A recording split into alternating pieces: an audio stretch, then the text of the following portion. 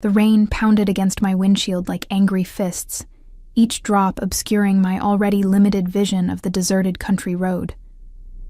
My wipers fought a losing battle against the deluge as thunder cracked overhead, illuminating the dense forest on either side of me. I gripped the steering wheel tighter, my knuckles white with tension. This storm had appeared from nowhere, transforming my peaceful drive home from my late shift at the hospital into a nightmarish journey. "Just 5 more miles," I whispered to myself, the sound of my voice providing small comfort in the howling chaos. My ancient Toyota protested as I navigated around yet another fallen branch. I couldn't afford a new car on a nurse's salary, especially not with student loans hanging over me like a perpetual cloud. The headlights caught something unusual on the roadside ahead, a flash of color against the grim darkness. I squinted, slowing down instinctively. It could have been garbage blown by the wind, or an animal seeking shelter. Then I saw him, a small figure, huddled against the trunk of a massive oak tree. A child, a little boy in blue pajamas, drenched and shivering, his dark hair plastered to his forehead. "Oh my God," I gasped, pulling over immediately, my heart racing. I grabbed my umbrella from the back seat and rushed out into the storm, the wind nearly tearing the flimsy protection from my hands. "Hey there," I called softly, approaching slowly to avoid frightening him. The boy looked up, his face pale and tear-stained. He couldn't have been more than 4 or 5 years old. "Are you hurt? Where are your parents?" He stared at me with eyes so dark they seemed to absorb the meager light from my headlights. His lips trembled, but no words came out. "My name's Ellie," I said, crouching down to his level, sheltering him with my umbrella. "I'm a nurse. I help people." I noticed a small cut on his forehead. Nothing serious, but enough to concern me. "Can you tell me your name, sweetheart?" "Mateo," he whispered, his voice barely audible over the storm. "Mateo," I repeated with a reassuring smile. "That's a beautiful name. Are you lost? Where's your family?" His lower lip quivered. "Papa," he said, before breaking into sobs that shook his tiny frame. I couldn't leave him here. The temperature was dropping, and hypothermia would set in quickly. My nursing instincts took over. "Mateo, I'm going to take you somewhere warm and safe, okay? Then we'll find your papa." I extended my hand slowly, giving him space to decide. After a moment's hesitation, he nodded and placed his small, ice-cold hand in mine. I guided him quickly to my car, lifting him into the passenger seat and cranking up the heat. As I retrieved a blanket from my emergency kit in the trunk, a strange feeling washed over me, a prickling sensation at the back of my neck. I scanned the shadowy tree line, suddenly certain we were being watched, but saw nothing beyond the curtain of rain. "You're safe now," I told him, as I tucked the blanket around his shivering body, though I wasn't entirely convinced myself. My apartment was closest, just 3 miles away. I could call the police from there and get this child warm and dry in the meantime. As I pulled back onto the road, Mateo clutched something in his small fist, a silver medallion on a broken chain. "Is that yours?" I asked gently. He nodded. "Papa's," he corrected in accented English. "Protect me." The medallion caught the light as he opened his palm, an ornate St. Michael design. Something about its craftsmanship suggested it wasn't an ordinary religious token. It looked expensive, old, perhaps European. "We'll keep it safe," I promised, focusing again on the treacherous road ahead. My apartment was a modest 1-bedroom on the 2nd floor of a converted Victorian house. Nothing special, but cozy, and mine. I carried Mateo upstairs, his arms wrapped tightly around my neck, his face buried against my shoulder. Mrs. Henderson from across the hall peered out curiously as we passed, but I managed a reassuring nod that discouraged questions. Once inside, I set Mateo down on my worn couch. "Let's get you dry and warm," I said, retrieving a towel and one of my oversized t-shirts that would serve as makeshift pajamas. While he changed in the bathroom, I made hot chocolate and called the local police. "Storm's got lines down all over the county," the dispatcher informed me after I explained the situation. "We've got every available officer dealing with accidents and flooding." "Can the child tell you anything about his family?" Just that he's looking for his father, I replied, keeping my voice low. His name is Matteo, and he has an accent. Maybe Italian? There's a medallion, too. We'll send someone as soon as possible. But it might not be until morning. Can you keep him safe until then? I glanced at the bathroom door, thinking of the frightened child behind it. Of course, I said, though uncertainty gnawed at me. After hanging up, I prepared my bedroom for Matteo and made up the couch for myself. When he emerged from the bathroom, swimming in my t-shirt, I had a mug of hot chocolate waiting for him. His dark eyes surveyed my apartment with surprising attentiveness for a child his age. "Do you live alone?"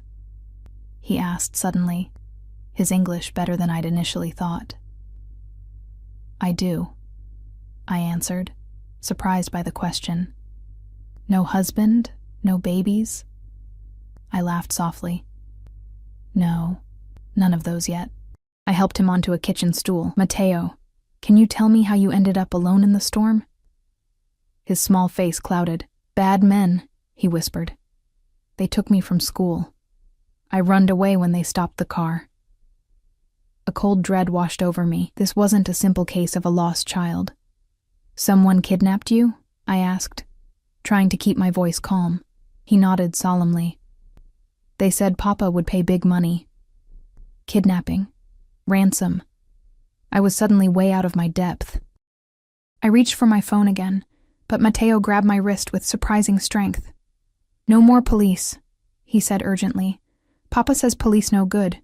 He will find me." "Your papa? Who is he, Matteo? What's his name?" "Salvatore Russo," he said with unmistakable pride. Everyone knows Papa. The name meant nothing to me, but the way he said it, as though I should recognize it, sent another chill through me. I made a mental note to search the name once Matteo was asleep. It didn't take long for exhaustion to claim him. After finishing his hot chocolate, I tucked him into my bed, the medallion clutched tightly in his hand. I sat beside him until his breathing grew deep and regular, gently brushing the damp hair from his forehead. Back in my living room, I quickly typed Salvatore Russo into my phone's search bar. My breath caught as the results loaded. Salvatore Russo, suspected head of one of the most powerful criminal organizations on the East Coast. Linked to everything from arms dealing to high-level political corruption, though never convicted. The few available photos showed a forbidding man in his 40s with piercing dark eyes and a composed, aristocratic bearing that belied his alleged brutality. And I had his son sleeping in my bed. My hands trembled as I set the phone down. I should call the FBI, not the local police. But Matteo's words echoed in my mind. "Papa says police no good." A sudden knock at my door made me jump, my heart leaping into my throat. The digital clock on my microwave read 1:23 a.m. No one would be visiting at this hour, especially not during a storm. Moving silently to the door, I peered through the peephole. The hallway appeared empty. Perhaps it had been the wind, or a branch against the building. Then a voice, low and controlled, came through the door. "I know my son is in there. Open the door." Ice flooded my veins. How had he found us so quickly? I hadn't even called the police yet, and they wouldn't have released my address anyway. "I have a gun," I lied, my voice wavering despite my attempt at confidence. "I've called the police." A soft, humorless chuckle. "If you'd called the police, there would be sirens by now. As for your gun, you're holding your phone, not a weapon. I can see your shadow beneath the door." I stepped back, startled by his perception. "I have no intention of harming the woman who helped my son," he continued, his voice carrying an accent similar to Matteo's, but more refined. "But I will not leave without him." I glanced toward my bedroom where Matteo slept peacefully. What choice did I have? If even half the things I'd read about Salvatore Russo were true. Taking a deep breath, I unlatched the deadbolt and opened the door just enough to see the man standing in my hallway. Nothing could have prepared me for Salvatore Russo in person. The online photos hadn't captured his commanding presence or the dangerous intensity that seemed to radiate from him. Tall and broad-shouldered, he wore an impeccably tailored black suit despite the storm, not a drop of rain on him. His dark hair was streaked with silver at the temples, and those eyes, Matteo's eyes, studied me with cold calculation. He wasn't alone. Two men flanked him, their stances and alert expressions marking them clearly as security. One held an umbrella, explaining Russo's dry appearance. The other's hand rested inside his jacket, undoubtedly on a weapon. "Where is my son?" Russo asked quietly. I should have been terrified, and I was. But something unexpected flared within me. Protectiveness. "How do I know you're really his father?" I challenged, my nurse's instinct to safeguard the vulnerable overriding my fear. His expression darkened dangerously, but instead of threatening me, he reached inside his jacket.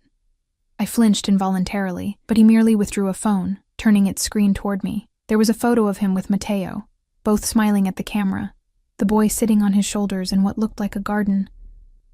The resemblance between them was unmistakable. "His mother died when he was an infant," Russo said, his voice softening slightly. "He's all I have. The medallion he carries, it belonged to my grandfather." As if summoned by our voices, a small figure appeared behind me. "Papa!" Matteo cried, pushing past me and running straight into Russo's arms. The transformation in the man's face was astonishing. The coldness melted away as he knelt down, gathering his son close, murmuring in rapid Italian. When he looked up at me again, his eyes held a warmth I wouldn't have thought possible moments before. "You kept him safe," he said simply. I nodded, unable to find words as I watched this notorious criminal cradle his child with such genuine tenderness. "I'm in your debt," he continued, rising to his feet with Matteo still in his arms. "Russo family doesn't forget such things." Before I could respond, he turned to one of his men. "Give her the envelope." The security guard produced a thick manila envelope, which Russo held out to me. For any inconvenience, I didn't take it. I don't want money for helping a child in danger. Something flickered in his expression. Surprise, perhaps respect. He tucked the envelope away. "Then perhaps you'll accept this instead." He removed an elegant business card from his pocket and pressed it into my palm. "If you ever need anything at all, this number will reach me directly." Our fingers brushed, and an unexpected current seemed to pass between us. His eyes held mine for a moment longer than necessary, something unreadable in their depths. "Good night, Ms. Oh, Ellie," I supplied automatically. "Ellie Mason." "Ellie Mason," he repeated, as though committing it to memory. "This won't be the last time we meet." It wasn't a question or a pleasantry. It was a statement of fact, a promise that sent a complicated thrill of both fear and anticipation through me. As they turned to leave, Matteo waved over his father's shoulder. "Bye, Ellie," he called sleepily. I raised my hand in response, but my eyes remained fixed on Salvatore Russo's retreating form. Only when they disappeared down the stairwell did I close my door, sliding the deadbolt back into place with trembling fingers. I leaned against the wood, my heart racing. The business card in my hand seemed to burn against my skin. I knew I should throw it away, forget this night had ever happened, and go back to my ordinary life. Instead, I carefully placed it in my wallet. I had saved a child tonight. I should have felt only relief that he was safely back with his father. But as I settled onto my couch, inhaling the lingering scent of expensive cologne that Salvatore Russo had left in my apartment, I couldn't shake the feeling that I had just made a decision that would irrevocably change my life. The storm outside began to subside, but another kind of tempest was just beginning. I tried to return to my normal routine in the days that followed, but Salvatore Russo's words echoed in my mind. "This won't be the last time we meet." Each shift at Memorial Hospital's emergency department blurred into the next as I checked every new arrival, half expecting to see his commanding presence. I jumped whenever my phone rang, though the number on his business card never appeared on my caller ID. A week passed. Then, too, I began to think that night had been a strange dream, a story I'd conjured during the storm, until the flowers arrived. I was finishing a 12-hour shift, my feet aching and my scrubs splattered with evidence of a particularly chaotic day, when Janine at the reception desk called me over. "Someone must really like you," she said with a raised eyebrow, nodding toward an arrangement that dominated the counter. White lilies and blood-red roses, artfully combined in a crystal vase that probably cost more than my monthly rent. "There's been a mistake," I said, even as I reached for the small envelope nestled among the blooms. The card inside bore just 3 words in elegant script. I remember everything. No signature, but none was needed. My heartbeat quickened as I touched one of the velvety rose petals. Secret admirer? Janine pressed, curiosity bright in her eyes. Something like that, I murmured, gathering the vase. I should get these in water. The weight of the arrangement pulled at my tired arms as I carried it to the staff room, aware of the stares following me. In 4 years at Memorial, I'd never received so much as a carnation from the hospital gift shop. I placed the flowers in my locker, keeping only the card, which I slipped into my pocket. As I changed out of my scrubs, my fingers brushed against Russo's business card, which I'd transferred to each pair of pants I'd worn since that night, like a talisman, or a warning. The parking garage was nearly empty when I left, the fluorescent lights casting harsh shadows between the concrete pillars. My footsteps echoed as I walked to my usual spot on the 3rd level, where my Toyota should have been. A sleek black Audi SUV waited instead. I froze, my hand automatically reaching for my phone. Before I could dial, the driver's door opened, and a woman emerged, tall, immaculately dressed in a pantsuit that probably cost more than my monthly salary. Her dark hair was pulled back in a severe bun, and her expression was professionally blank. "Ms. Mason," she greeted me, her voice carrying the barest hint of an accent. "Mr. Russo sends his apologies for the delay in expressing his gratitude." "The flowers were enough," I said cautiously, keeping my distance. "The flowers were a token. This," she gestured to the vehicle, "is gratitude." I stared at her in disbelief. "He's giving me a car? The paperwork is complete. Your previous vehicle has been taken care of." She held out a small leather folio containing what appeared to be registration documents and a key fob. "Mr. Russo insists on your safety. Your Toyota had faulty brakes and a deteriorating fuel line." My mouth went dry. How would he know that? She didn't answer, merely extending the folio further until I reluctantly took it. "There's a tracking system, isn't there?" I asked, already knowing the answer. A flicker of something, respect perhaps, crossed her face. "For your protection only," she replied smoothly. "Mr. Russo values your well-being." I should have refused. I should have handed everything back and walked away. But a crushing weariness swept over me, the weight of years of financial struggle pressing down. My Toyota had been on its last legs. I'd been saving for repairs but couldn't afford them yet. "Please thank Mr. Russo," I said finally. "But tell him I don't like owing debts I can't repay." The woman's lips curved into the ghost of a smile. "He anticipated you might say that. The envelope in the glove compartment addresses your concern." With a respectful nod, she walked past me toward a second vehicle I hadn't noticed, a black sedan with tinted windows, idling discreetly in the shadows. Alone again, I approached the SUV, running my hand over its gleaming surface. The key fob unlocked it with a soft click. The interior smelled of new leather and something else, the same cologne I'd detected in my apartment that night.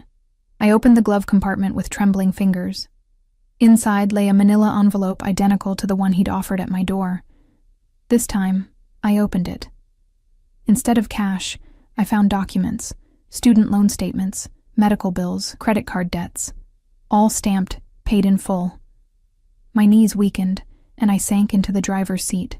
Every financial burden that had haunted me for years, gone. The total had to be well over $100,000. No conditions stated, no repayment terms, just erased. I felt sick. This wasn't gratitude, it was ownership. Yet even as indignation flared, a treacherous voice whispered in my mind, "Freedom. You're finally free." I started the engine, which purred to life with a richness my old Toyota had never known. As I navigated out of the garage, I noticed the woman watching from her sedan, speaking into a phone, reporting to her boss that his gift had been accepted. My apartment felt different when I returned, smaller, shabbier in contrast to the luxury waiting outside. I poured myself a glass of wine, hands still shaking as I sank onto my couch, staring at the business card I'd finally taken from my pocket. One call would end this. I could demand he take back the car, reverse the payments, return to my struggle, but keep my independence. My phone rang before I could decide, an unknown number lighting up the screen. "Hello?" I answered cautiously. "Do you like the car?" His voice was exactly as I remembered. Deep, controlled, with that hint of an accent that softened the edges of his words. I closed my eyes, gathering my resolve. "Mr. Russo, I can't accept." "Salvatore," he corrected gently. "And you already have accepted. The payments cannot be reversed." "Why?" I demanded, anger finally breaking through my shock. "Why would you do this for a stranger?" A pause. "You saved what matters most to me. Such actions have consequences, Ellie Mason." The way he said my name sent an involuntary shiver down my spine. I would have done the same for any child. Perhaps. But it was my son you found. His tone shifted, became more intimate somehow. "Have dinner with me tomorrow night." Not a request, a statement, just like his promise of seeing me again. "I have plans," I lied. "Cancel them." I could hear the smile in his voice. "I'll send a car at 8. Before I could protest, he was gone, leaving me staring at my phone in frustrated disbelief. I spent most of the next day alternating between planning to refuse the dinner invitation and wondering what one wore to dine with a mafia boss. By 7:30, my bed was littered with rejected outfits, and I was wrapped in a towel, my hair still damp from the shower, no closer to a decision on either front. At precisely 8 o'clock, a knock came at my door, not the car service I'd expected, but Salvatore himself. I peered through the peephole, then leaned against the door, closing my eyes briefly. "I'm not ready," I called. "I'll wait," he replied simply. Cursing under my breath, I scrambled for the least revealing clothes I could find. Dark jeans, a blue silk blouse I'd splurged on years ago, and ankle boots with a sensible heel. I dried my hair hastily and applied minimal makeup, refusing to acknowledge the flutter in my stomach. When I finally opened the door, he stood exactly where I'd left him, hands clasped behind his back. Unlike the night we'd first met, he wore no suit, but dark trousers and a charcoal cashmere sweater that did nothing to diminish his authority. His security detail was nowhere to be seen, but I had no doubt they were close by. His eyes traveled over me slowly, appreciation evident. "Beautiful," he said simply. I fought the warmth that threatened to rise to my cheeks. I said I had plans, and yet, here you are. He gestured toward the hallway. "Shall we?" Against my better judgment, I locked my door and followed him. The restaurant was an exclusive Italian place downtown I'd passed many times but never entered, the kind with no prices on the menu and a 3-month waiting list. We were escorted immediately to a private room in the back, the maitre d' practically bowing to Salvatore. No one else occupied the space. Just a single table set with fine china and crystal, soft lighting creating an undeniably romantic atmosphere. My pulse quickened as Salvatore held out my chair. "You've gone to a lot of trouble," I observed, as he took his seat across from me. "For a worthy occasion." He poured wine without consulting me, a rich red that caught the candlelight. "You're uncomfortable with my gifts." It wasn't a question, but I answered anyway. "I'm uncomfortable with what they represent." He raised an eyebrow. "And what do you think they represent, Ellie?" "Control," I said bluntly. "Obligation." Something like amusement flickered in his dark eyes. "If I wanted to control you, there are more direct methods." He sipped his wine. "The gifts were gratitude, nothing more. Nothing comes without strings in my experience." "Then you've known the wrong people." He studied me with unsettling intensity. "Tell me about yourself. Not what I could learn from having you investigated. Tell me what matters to you." The casual mention of investigation should have alarmed me more than it did. Instead, I found myself answering. "Helping people matters to me. It's why I became a nurse, a caregiver by nature," he noted. "Like with Matteo." "How is he?" I asked, genuinely concerned. Salvatore's expression softened, that same transformation I'd witnessed when he'd held his son. "Recovering well. He asks about you." Food arrived, carried by waiters who materialized and disappeared with practiced invisibility. Delicate appetizers I couldn't name gave way to pasta so perfect it seemed to belong to another category entirely from what I usually ate. As we dined, Salvatore asked questions about my work, my childhood in a small Pennsylvania town, my dreams for the future. He listened with surprising attentiveness, as though my ordinary life fascinated him. In turn, he shared carefully edited stories of growing up in Sicily, his migration to America as a teenager, his love of classical music and Renaissance art. Not once did he mention his business, though its shadow hung between us, unacknowledged. "Why nursing?" he asked, as dessert arrived, a confection of chocolate and berries that looked too artful to eat. "With your intelligence, you could have been a doctor." "Doctors diagnose and prescribe," I said. "Nurses heal. We're the ones who sit with patients through the night, who notice when something's wrong, who hold hands when family can't be there." I shrugged. Besides, medical school was too expensive. And if money were no object? His question carried weight beyond the hypothetical, given what he'd done with my debts. I met his gaze directly. "Money is always an object for people like me, Salvatore." "People like you," he repeated thoughtfully. "And what am I to make of that distinction?" "You know exactly what I mean. We live in different worlds." He leaned forward, his voice dropping to a near whisper. "And yet, here we are, in the same one tonight." The intensity in his eyes made my breath catch. For a dangerous moment, I imagined leaning across the table, closing the distance between us. Instead, I set down my fork with deliberate care. "Why am I really here?" I asked. "What do you want from me?" He considered me for a long moment before answering. "Your honesty is refreshing. Most people in my presence tell me what they think I want to hear. I'm not most people." "No," he agreed, a smile playing at the corners of his mouth. "You're not.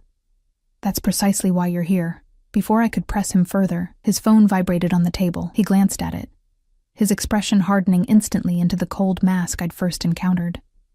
"We need to leave," he said, rising and signaling for the check. All warmth had vanished from his voice. "What's wrong?" I asked, alarmed by the sudden transformation. He didn't answer, merely placing a hand at the small of my back to guide me toward the exit. His touch was light but commanding, brooking no argument. Outside, his car waited at the curb. Not the SUV he'd given me, but a sleek black Mercedes with tinted windows. One of his security men opened the door, his expression tense. "Get in," Salvatore instructed, his attention already elsewhere, speaking rapidly in Italian into his phone. I hesitated. Whatever had interrupted our dinner clearly involved his other life, the one I wanted no part of. "I should get home. I can call a cab." His focus snapped back to me, dark eyes narrowing. "It's not safe." "Get in the car, Ellie." Something in his tone silenced my protests. I slid into the car, the leather seat cool against my skin. Salvatore followed, sitting close enough that I could feel the heat radiating from his body, smell the subtle cologne that had lingered in my apartment that first night. As soon as the door closed, the car pulled smoothly into traffic. The driver and another man occupied the front seats, both silent and watchful. Salvatore continued his phone conversation in rapid Italian, his voice low and controlled, but with an undercurrent of cold fury that made me shrink against the door. When he finally ended the call, the silence that followed felt suffocating. "I apologize for cutting our evening short," he said finally, his accent more pronounced in his agitation. "There's a situation that requires my attention." "What kind of situation?" I asked, then immediately regretted it. The less I knew about his business, the better. He studied me for a long moment. "The men who took Matteo," he said simply. "We've found them." A chill ran through me at the implication behind those words. The clinical part of my brain supplied unwanted images of what might happen to those men before the night was over. I looked away, focusing on the city lights blurring past the window. "I'll have Antonio take you home," Salvatore continued, gesturing to the driver. "Thank you," I said quietly, relief washing over me. Whatever was about to happen, I wanted no part of it. The car turned onto a residential street I didn't recognize. Upscale brownstones with perfectly maintained facades, far from my modest neighborhood. We pulled up to a corner house with wrought iron fencing and a discreet security camera above the door. "This isn't my apartment," I said, confusion replacing relief. "No." Salvatore's expression was unreadable. "It's one of my properties. You'll stay here tonight." Indignation flared. "I most certainly will not. Take me home. The men who took my son have connections. They know who you are, where you live." His tone was matter of fact, brooking no argument. Until this matter is resolved, you're safer here. How would they know about me? My voice rose with alarm, the same way I found you so quickly that night. He nodded toward the house. Everything you need is inside. I'll send someone for your work clothes in the morning. You can't just... I began, but he cut me off with a gesture. I can, and I am. His voice softened slightly. Please, Ellie, let me protect you. The plea startled me more than anything else. It seemed incongruous coming from a man so clearly accustomed to command. One night, I conceded reluctantly, and tomorrow I go back to my own place. Something like amusement flickered in his eyes. We'll discuss it tomorrow. He reached for my hand, his fingers warm and surprisingly gentle as they closed around mine. Thank you for dinner. Despite its abrupt end, it was the most pleasant evening I've had in some time. Before I could respond, he raised my hand to his lips, pressing a kiss against my knuckles that sent an unexpected jolt of electricity through me. His eyes held mine, dark and intense, communicating something beyond words. Then he was gone, sliding back into the car with fluid grace while another vehicle pulled up behind us. An identical Mercedes that must have been following us all evening. Antonio, the driver, escorted me to the door, unlocking it with a key card before handing it to me. The alarm is already disabled, Ms. Mason. Mr. Russo said to make yourself comfortable. The interior of the brownstone stole my breath. Soaring ceilings, gleaming hardwood floors, artwork that looked museum-worthy. Modern furniture in neutral tones created an atmosphere of understated luxury. Everything was impeccably tasteful, without the gaudy ostentation I might have expected. I wandered through the space, feeling like an intruder. The kitchen was a chef's dream, all stainless steel and marble. The living room featured a fireplace large enough to stand in. A wooden staircase with iron railings led to the upper level, where I found 3 bedrooms. The master suite was larger than my entire apartment, with a bathroom that included both a rainfall shower and a soaking tub that could easily fit 2 people. That thought sent heat rushing to my face. In the second bedroom, I found women's clothing laid out on the bed. Silk pajamas, jeans, and blouses in approximately my size, even underwear with tags still attached. The presumption both annoyed and unnerved me. How long had Salvatore been planning this? I changed into the pajamas, unable to deny their comfort against my skin, then explored the third bedroom, which had been converted into a home office. A laptop sat on the desk, alongside a framed photograph that caught my attention. Salvatore with a younger Matteo, both smiling at whoever held the camera. They stood in front of a sprawling Mediterranean-style villa, mountains in the background. They looked like any ordinary father and son, not the head of a criminal empire and his heir. Back in the master bedroom, I checked my phone. No service. The Wi-Fi networks visible all required passwords I didn't have. I was effectively cut off from the outside world, trapped in a golden cage. Sleep evaded me despite the obscene comfort of the king-sized bed. I tossed and turned, my mind racing with images of Salvatore, his commanding presence, the intensity in his eyes when he looked at me, the gentleness of his lips against my hand. And darker thoughts, too, what might be happening to Matteo's kidnappers even now. When I finally drifted off, my dreams were a chaotic blend of fear and desire. Morning arrived with the smell of coffee and the sound of movement downstairs. I tensed, then remembered where I was.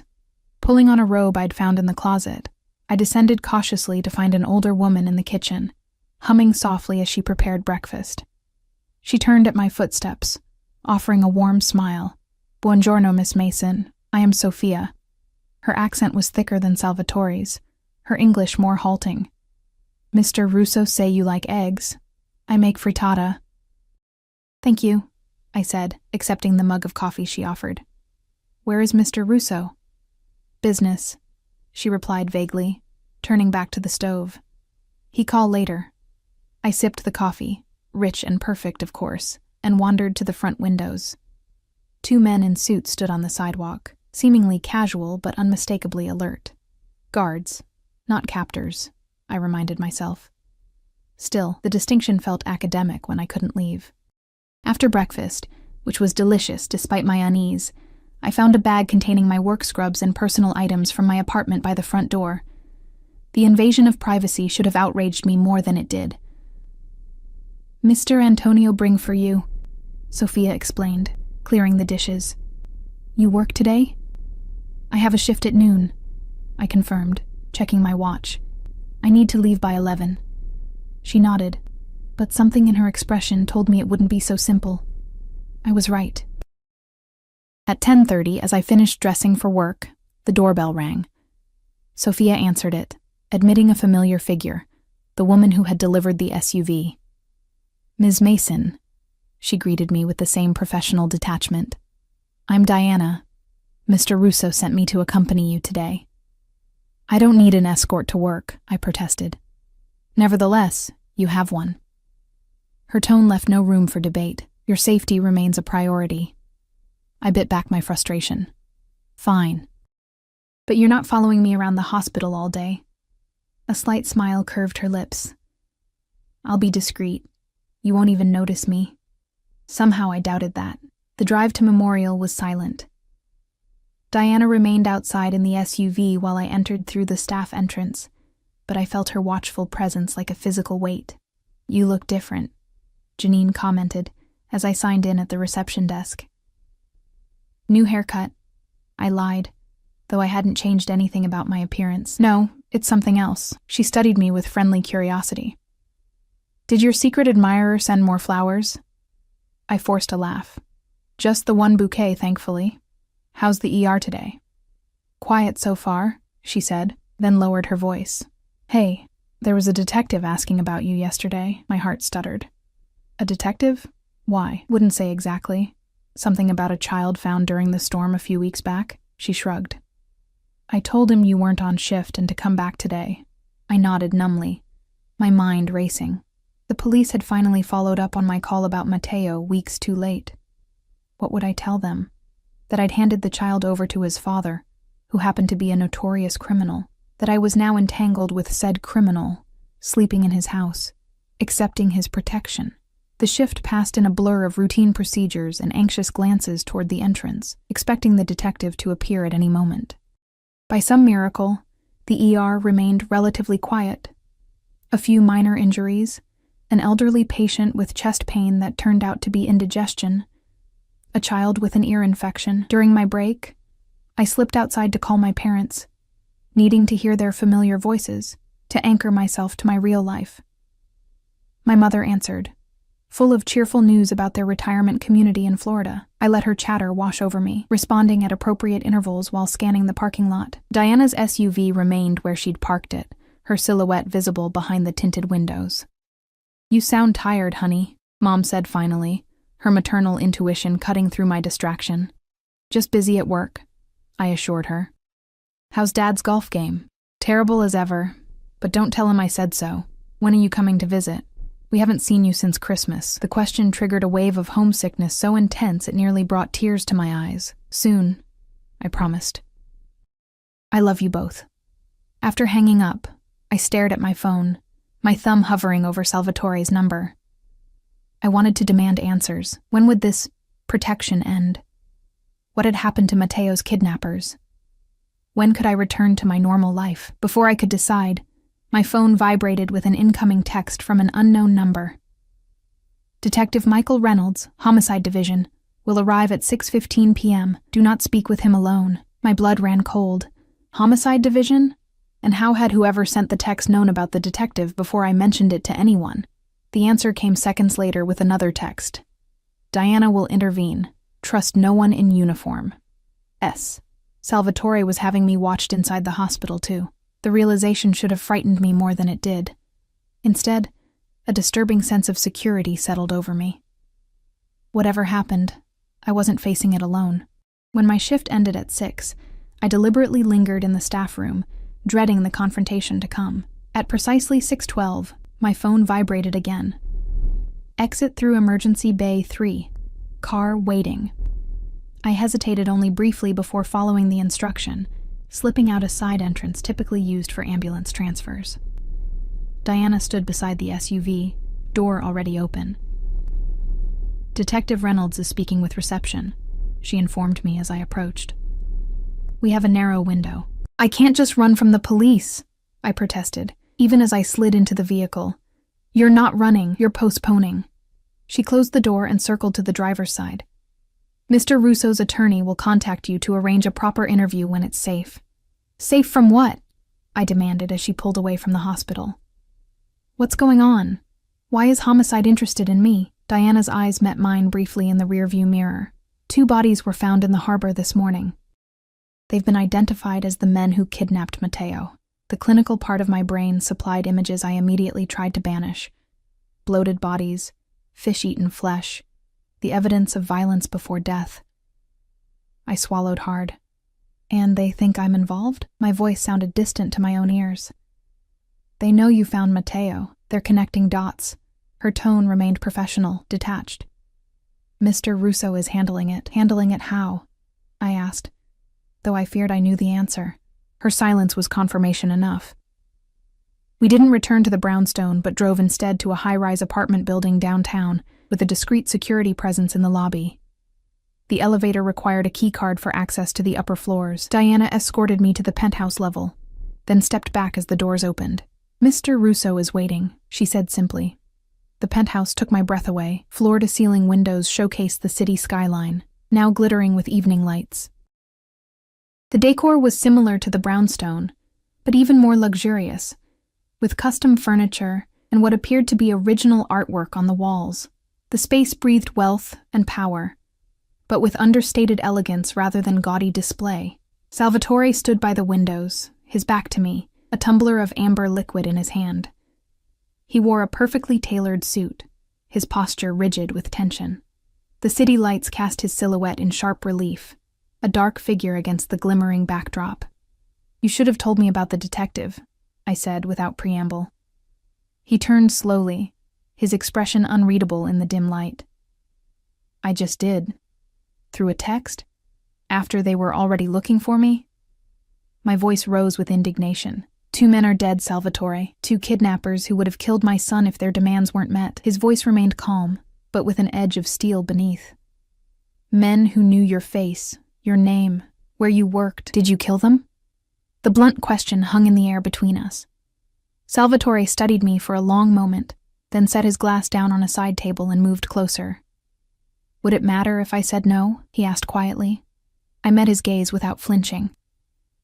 It would matter to me. Something flickered across his face.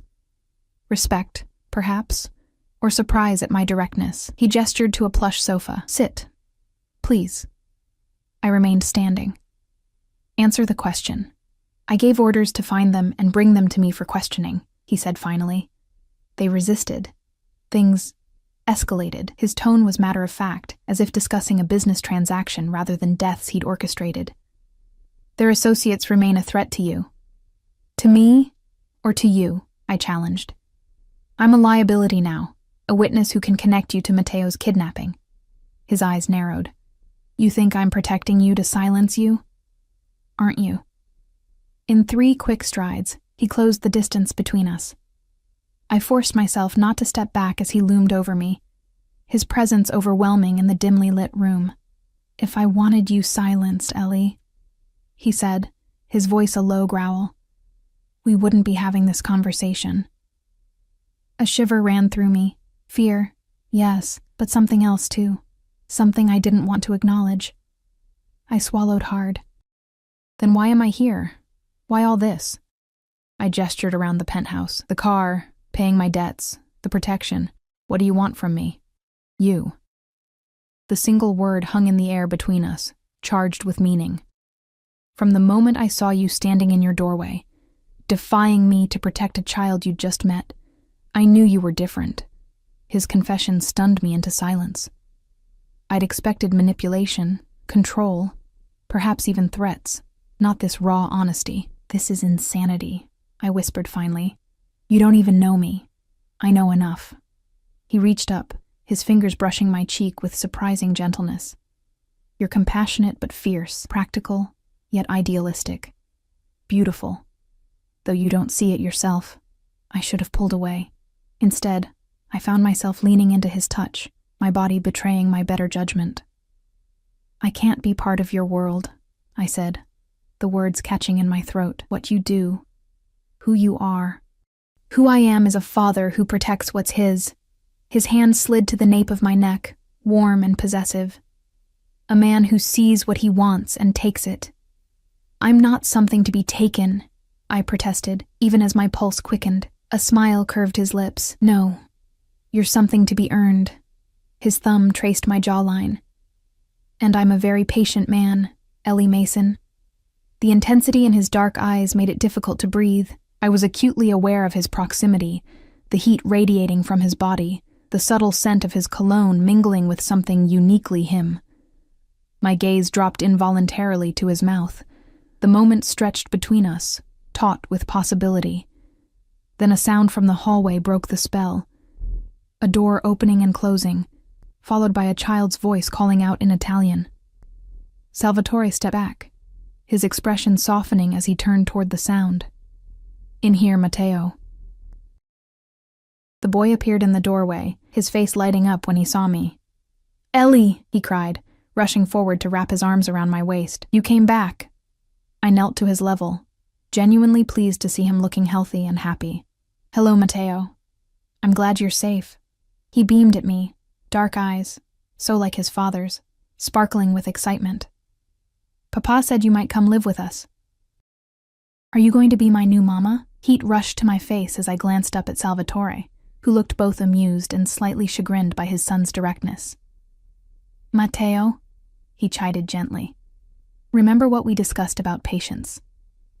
The boy's expression turned serious as he nodded. "Sorry, Papa." He turned back to me. "But you will stay for dinner, yes? Rosa made ossobuco." Before I could answer, a woman appeared in the doorway, an older Italian woman with a stern face that softened as she observed Matteo. "Time for hand-washing, Piccolo," she announced. "Dinner in 20 minutes. Matteo sighed dramatically, but obeyed, giving me another quick hug, before following his nanny from the room. As their footsteps receded down the hallway, I rose slowly to my feet, avoiding Salvatore's gaze. "You told your son I might live with you?" I asked, struggling to keep my voice steady. "He overheard a conversation," Salvatore replied. "Children make assumptions." He gestured toward a hallway. "The bathroom is through there, if you'd like to freshen up before dinner." The abrupt change of subject disoriented me. I nodded mutely and retreated to gather my thoughts. The bathroom was predictably luxurious, with marble surfaces and gold fixtures. I stared at my reflection in the ornate mirror, barely recognizing myself. Had it really been only 2 weeks since I'd found Matteo in the storm? I looked the same outwardly, but something fundamental had shifted. I splashed cold water on my face, trying to clear my head. Dinner with Salvatore and Matteo, playing house with a mafia boss and his son. How had my life taken this surreal turn? My phone vibrated in my pocket. A text from the hospital administrator asking about my abrupt departure and mentioning Detective Reynolds had left his card. Reality intruding on this alternate world I'd stumbled into. When I returned to the living room, Salvatore had opened a bottle of wine and stood by a dining table now set for 3. He looked up as I entered, his expression softening in a way I was beginning to recognize, a vulnerability he showed to very few, I suspected. "I should call the detective," I said, holding up my phone. "Running makes me look guilty. My attorney will handle it." He offered me a glass of wine. "The official story is simple. You found a child, called the police, and the father arrived before they did. You never saw the child again. That's a lie." "A simplification," he corrected. "The less you're involved, the safer you are." "From the police or from your enemies?" I asked, accepting the wine despite my better judgment. "Both." He held my gaze. "The men who took Matteo worked for someone else. Someone who wants to hurt me through my son." The implication chilled me. Another crime family? An old rival. His expression darkened. "Until the situation is resolved, anyone connected to me needs protection." "I'm not connected to you," I protested weakly. His smile was both predatory and oddly tender. "We both know that's no longer true." Before I could respond, Matteo bounded back into the room, followed by Rosa carrying a steaming dish that filled the air with a mouth-watering aroma. The moment for argument had passed. Dinner was surreal. Delicious food. Matteo's cheerful chatter about school and his friends. Salvatore transforming into a doting father who gently corrected his son's table manners and listened attentively to his stories. In these moments, It was easy to forget who Salvatore was, what he did for a living. Until his phone vibrated, and that mask of normalcy slipped for an instant, revealing the calculating hardness beneath. He excused himself briefly, speaking in rapid Italian in the hallway before returning with a smile that didn't quite reach his eyes. "Everything okay?" I asked quietly, as Matteo engaged Rosa in an animated description of a school project. "A minor business matter," Salvatore replied smoothly. "Nothing to concern yourself with," but the reminder of his business had shattered the domestic illusion. I set down my fork, appetite suddenly gone. "I should go home. My shift starts early tomorrow. You'll stay here tonight," Salvatore said, his tone making it clear this wasn't a suggestion. "Diana will take you to work in the morning." "I can't just disappear from my life," I argued, keeping my voice low to avoid alarming Matteo. "People will ask questions. Let them." He reached across the table, his fingers closing around my wrist with gentle pressure. "Your safety matters more than gossip." I wanted to pull away, to assert my independence, but the warmth of his touch sent a treacherous thrill through me. I caught Matteo watching us, a hopeful smile playing on his lips, and felt a pang of guilt.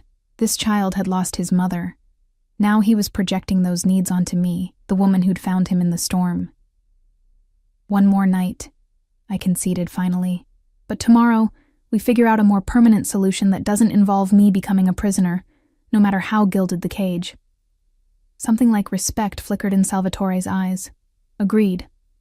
We'll discuss terms tomorrow." After dinner, Rosa took Matteo off for his bath and bedtime routine, but not before he extracted a promise from me to read him a story. Left alone with Salvatore again, I felt the tension between us resurface. "You're good with him," he observed, pouring us each another glass of wine. "He's taken with you." "He's a wonderful child," I said honestly. "You've raised him well." A shadow crossed his face. "I've tried." After his mother died, he trailed off, then shook his head. "I've made many mistakes, but Matteo is the one thing in my life I refuse to fail at." The raw emotion in his voice touched something in me. "How did she die?" I asked softly. "His mother?" Salvatore was quiet for so long I thought he wouldn't answer. When he finally spoke, his voice was distant, as if the memory still pained him. "Carlotta was caught in the crossfire of a hit meant for me. Matteo was just a year old." "I'm sorry," I said, meaning it. "I've kept him sheltered from my business," he continued, "sent him to normal schools, tried to give him as ordinary a childhood as possible." His laugh held no humor. "Then they took him anyway. And now?" "Now I keep him closer. More security, fewer risks." His eyes met mine, intense and unwavering. "I protect what's mine, Ellie, whatever it costs." The possessive undertone sent a shiver through me. "Matteo is yours. I'm not." He studied me over the rim of his wineglass. Yet the single word hung between us, a promise or a threat, perhaps both. "Papa," Matteo's voice called from down the hallway. "I'm ready for my story." Salvatore's expression softened immediately. "Duty calls," he said, setting down his glass. "Make yourself comfortable. We'll continue our conversation later." I watched him go, conflicting emotions warring within me. Attraction, fear, curiosity, wariness, all tangled together in a knot I couldn't unravel. The rational part of me knew I should leave, call the police, return to my normal life. The woman I'd been 2 weeks ago would have done exactly that, but that woman hadn't seen Salvatore Russo with his son, hadn't felt his touch or experienced the intoxicating sense of being the sole focus of his intense attention, hadn't glimpsed the man beneath the monster the world believed him to be. I sipped my wine, staring out at the city lights below, wondering which version was real. The ruthless criminal who ordered deaths without remorse, or the devoted father who read bedtime stories. Perhaps they both were, and that realization terrified me more than anything else. I must have dozed off on the living room sofa, because I woke to find Salvatore draping a cashmere throw over me. The city lights beyond the windows had dimmed, and the penthouse was silent, except for the soft ticking of an ornate clock. "What time is it?" I murmured, disoriented by sleep. "Just after midnight," he answered, his voice a low rumble in the stillness. "Matteo is asleep. I've prepared the guest room for you." I sat up, rubbing my eyes.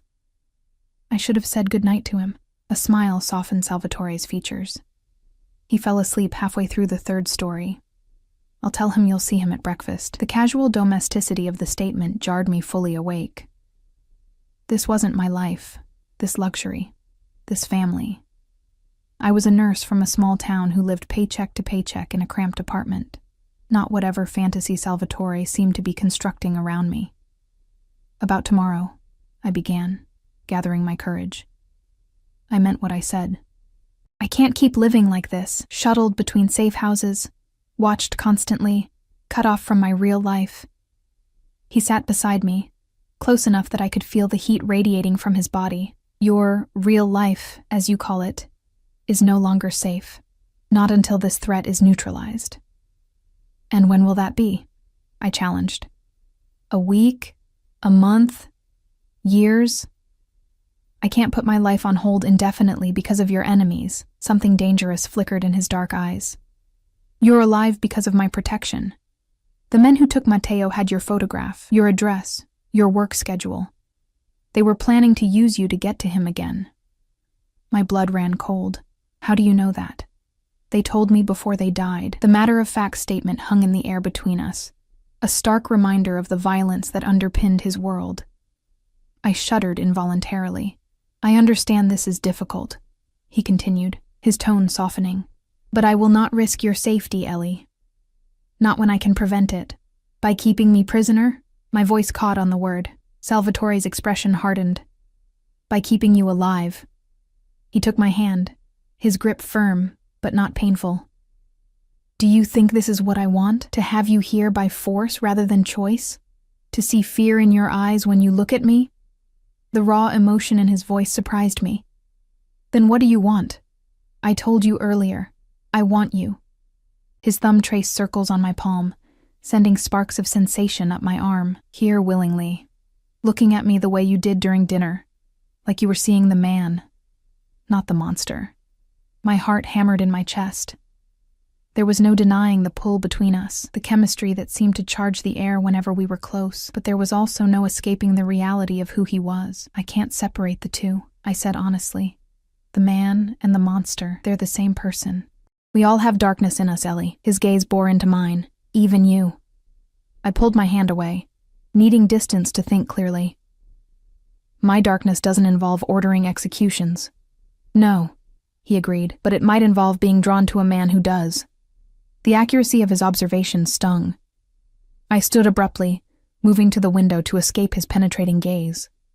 The city stretched out below, oblivious to the drama unfolding above. There has to be a middle ground, I said finally, watching my reflection in the glass. I won't live in a cage, Salvatore, no matter how luxurious. But I understand the threat is real. He moved behind me, not touching, but close enough that I could feel his presence like a physical force. What do you propose? I turned to face him, gathering my resolve. I returned to my apartment, my job, my normal routine. Your people can watch from a distance, but they don't interfere unless there's an actual threat. No drivers, no escorts into the hospital, nothing that draws attention. His expression darkened. Too dangerous. I wasn't finished, I countered. In exchange, I agreed to certain security measures. The car you gave me, with whatever tracking system it has. A panic button or whatever you use. Regular check-ins. I took a deep breath. And I agree to see you, dinners, time with Matteo, of my own free will. Surprise flickered across his features. You're offering a compromise. I'm offering a choice, I corrected. Imprisonment, even for my protection, will make me resent you eventually. Is that what you want? His eyes searched mine, calculating, assessing. And if I agree to these terms, you would willingly continue to see me? Knowing what I am? The question cut to the heart of my internal conflict. I don't know what this is between us, I admitted quietly. Attraction, Stockholm Syndrome, temporary insanity. But yes, I would continue to see you, because I need to understand it. Something shifted in his expression. Triumph, perhaps, or satisfaction. He reached out, his fingers grazing my cheek with unexpected tenderness. You're a fascinating woman, Ellie Mason. Is that a yes? I pressed, fighting the urge to lean into his touch, with modifications. His hand slipped to the nape of my neck, a possessive gesture that sent heat spiraling through me. You'll stay at the brownstone, not your apartment. It's more secure, and no one knows you're connected to it yet. Your movements remain monitored, but more discreetly, and you will allow Diana to escort you for the next week at least, until my sources confirm the immediate threat has passed. I started to protest, but he silenced me with a gentle squeeze of my neck. This isn't negotiable, Ellie. Not if you want your freedom. The irony of his statement wasn't lost on me, but I recognized the concession for what it was. 1 week, I agreed reluctantly, and then we reassess. A smile curved his lips, triumphant but somehow tender. 1 week, he echoed, his thumb tracing my jawline. Now, shall I show you to your room? The invitation hung between us, laden with implication. I knew with absolute certainty that if I gave any sign, any hint that I wanted more, Salvatore would take it, take me, without hesitation. The knowledge sent a thrill of both fear and desire through me. Yes, I said finally, stepping back from his touch. The guest room.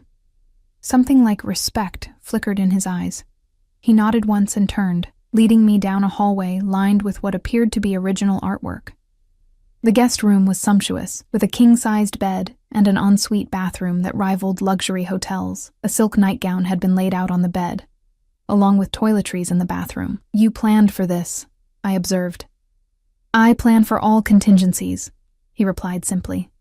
Sleep well, Ellie. He hesitated at the doorway, and for a heart-stopping moment, I thought he might kiss me.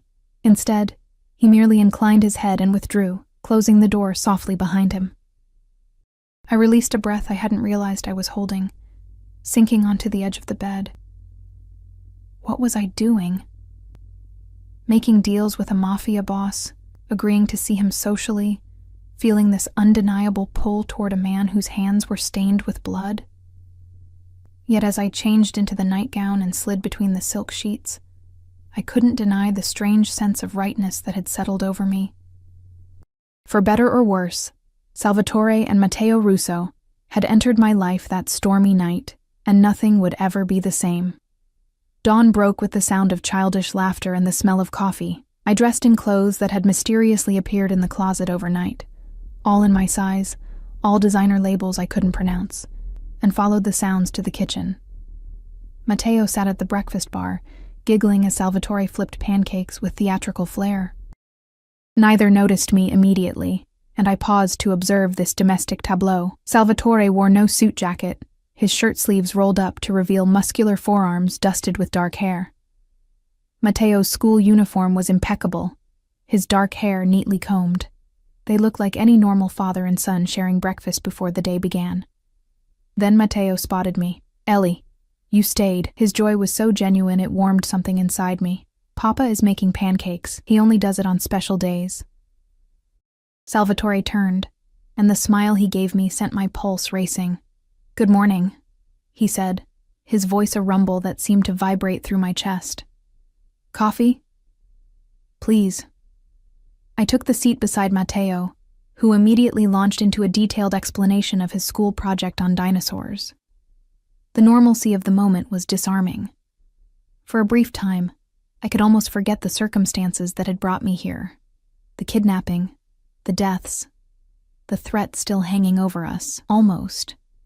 Reality intruded when Diana arrived as we finished breakfast, her professional demeanor a stark contrast to our domestic tranquility. The car is ready, Ms. Mason, she announced. Your shift begins in 90 minutes. Matteo's face fell. You're leaving? But you just got here. I knelt to his level, unable to resist the urge to comfort him. I have to go to work, sweetheart. There are people who need my help, just like you needed help that night in the storm. He considered this solemnly. Will you come back? I glanced up at Salvatore, who watched us with an unreadable expression. Yes, I said, surprising myself with the certainty in my voice. I'll come back. Matteo's smile could have lit the room. He threw his arms around my neck in an impulsive hug, then allowed Rosa to usher him off to gather his school things. Alone with Salvatore, I felt the weight of my promise settle around me.